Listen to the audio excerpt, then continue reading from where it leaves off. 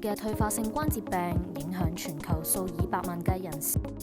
膝關節退化嘅成因主要係因為年紀大啦、退化或者之前受過唔同類型嘅受傷，令到關節軟骨磨蝕，磨蝕咗個軟骨會引起發炎，影響附近骨骼同埋軟組織，最後令到成個關節都有退化。最常見嘅症狀一般嚟講就係膝關節痛。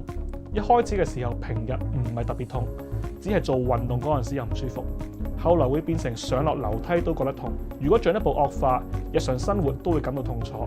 去到後期，除咗痛之外，關節會開始繃緊，甚至變形、僵硬，會嚴重影響活動能力。中醫將呢個疾病歸納為骨痹啦、痹症嘅範疇。